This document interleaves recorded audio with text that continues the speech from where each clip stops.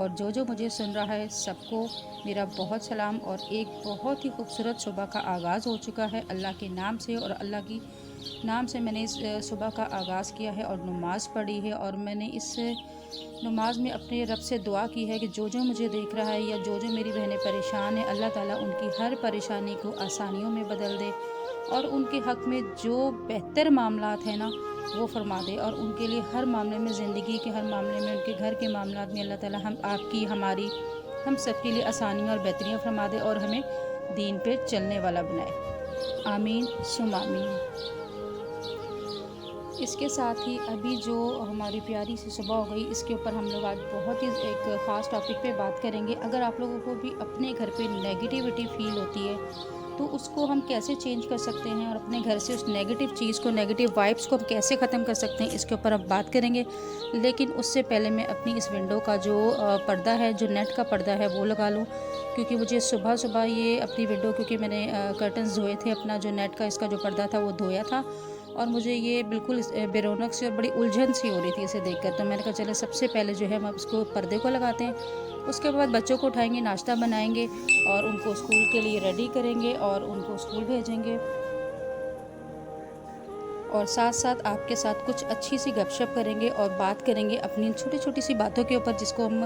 کر کے اپنے گھر میں بہت زیادہ پازیٹیو وائبس پیدا کر سکتے ہیں، اپنے گھر سے نیگیٹیوٹی کو دور کر سکتے ہیں۔ تو سب سے پہلے ہم بات کر لیتے ہیں اللہ سے اپنے تعلق جوڑنے کے لیے۔ کوئی بھی چیز کریں گے نا آپ، چاہے وہ آپ نے اپنے گھر سے کوئی شیطانی چیزیں ختم کرنی ہو، یا اپنے گھر سے کچھ بھی نظر ہو، کسی کی نظر کی وجہ سے بھی گھر پہ بہت نیگیٹو اثرات پڑتے ہیں، وہ چیزیں ہوں، یا کچھ بھی ایکس وائی زیڈ آپ کو لگتا ہے کہ آپ کے گھر کے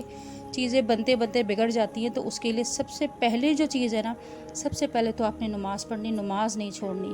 نماز کے بغیر زندگی نہیں ہے۔ اللہ سے بات کیے بغیر، اس سے مدد مانگے بغیر، اسے اپنے دل کا حال بتائے بغیر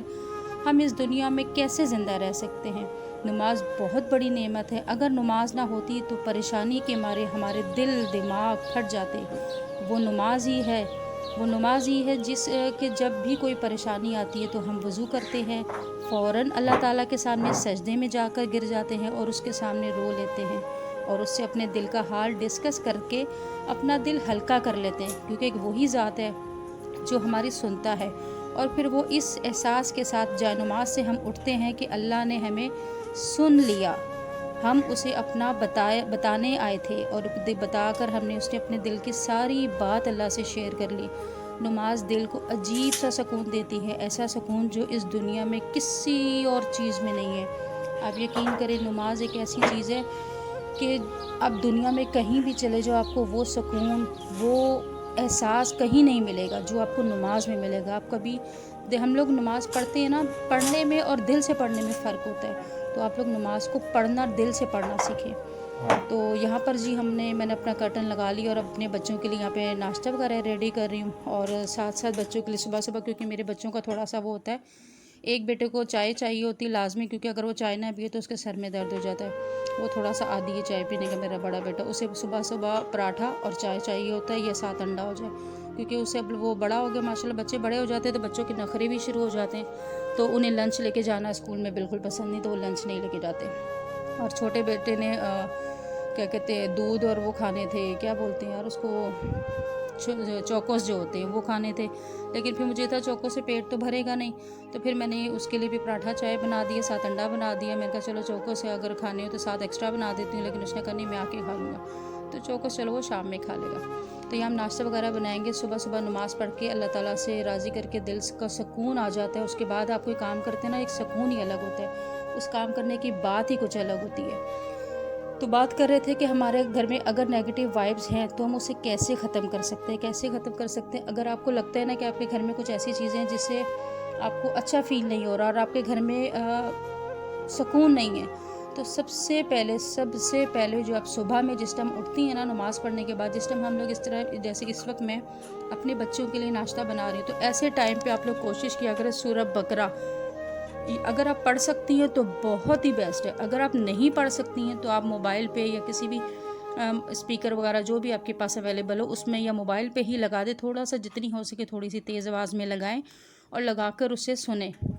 اس کی آواز پورے گھر میں گونجے، اور اگر اس کی آواز آپ کے پورے گھر میں گونجے گی، آپ یقین کریں آہستہ آہستہ آپ خود فیل کریں گی کہ آپ کے گھر سے نیگیٹو چیزیں ختم ہو رہی ہیں۔ ایک یہ چیز کرنی ہے۔ سیکنڈ چیز آپ نے جو، یہ بہت بیسٹ ہے، یہ اتنی بیسٹ ہے کہ اس کا میں آپ کو اگر بتانا شروع کروں تو شاید میرے پاس ورڈز کم پڑ جائیں گے کہ اس کے فائدے کتنے، اور آپ کو اپنے گھر میں کتنی چیزیں خود فیل ہونا شروع ہو جائے گا۔ کیونکہ ایک عورت جو ہوتی ہے نا،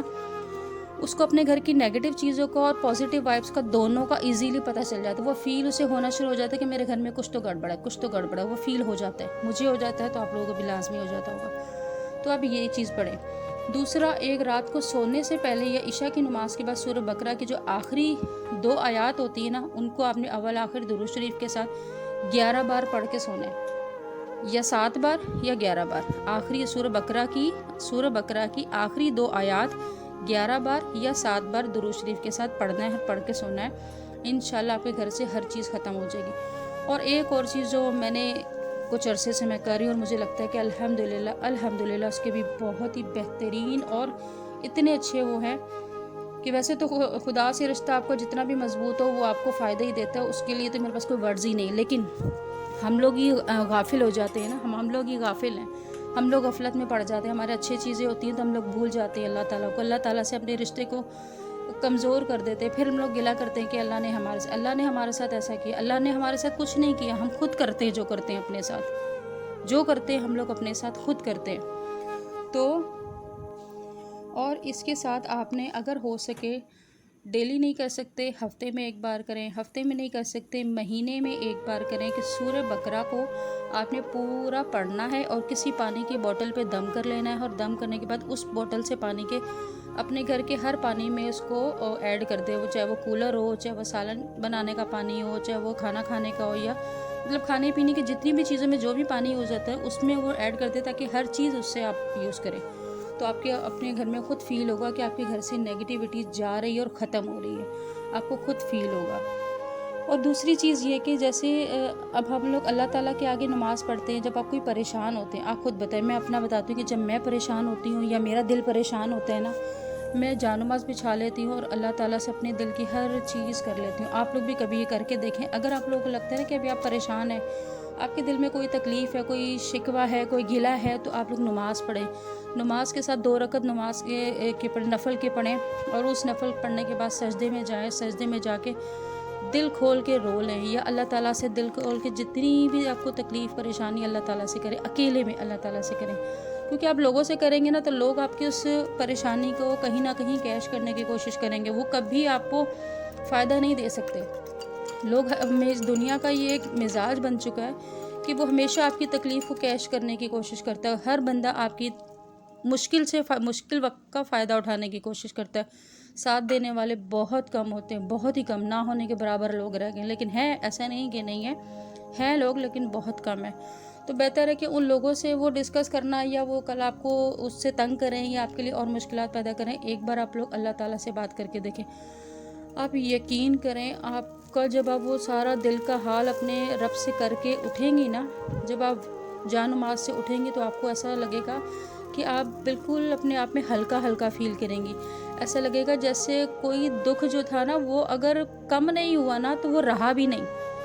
وہ آپ کو ایسے لگے گا جیسے دکھ کی آدھی وہ ختم ہو گئی ہے، جیسے سکون آ گیا، جیسے کہتے ہیں نا بچہ اپنی ماں کے ساتھ ہر چیز اپنی تکلیف ہر چیز شیئر کرنے کے بعد ایک دم سکون میں آ جاتا ہے۔ میں کہتی ہوں اس سے بھی زیادہ اچھا احساس ہوتا ہے کہ جب آپ اللہ تعالیٰ سے اپنی تکلیف شیئر کرتے ہیں اور اس کے بعد آپ اللہ کے اوپر چھوڑ دیتے ہیں، اور اللہ تعالیٰ آپ کے لیے ایسے بہترین اسباب پیدا کرتا ہے کہ دنیا میں کوئی نہیں کر سکتا۔ سو آپ لوگ میرے کہنے پر یہ چیز ضرور کریں۔ اور سورہ بقرہ ایک ایسی چیز ہے، اگر آپ کے گھر میں کسی نے کالا جادو بھی کروایا ہوا ہوگا نا تو اس کا اثر بھی ختم ہو جائے گا، کیونکہ اگر کسی نے کوئی چیز کروائی بھی ہے نا تو ہم اس کے ساتھ وہ چیز اگین اس کو وہی چیز ریٹرن بھی نہیں دے سکتے، کیونکہ اس نے تو اپنے لیے جہنم لکھوا لی، ہم نہیں لکھوا سکتے، ہمارے پاس نہیں اتنا حوصلہ۔ میں نے آج تک زندگی میں کبھی کسی سے ایسی چیز نہیں کی،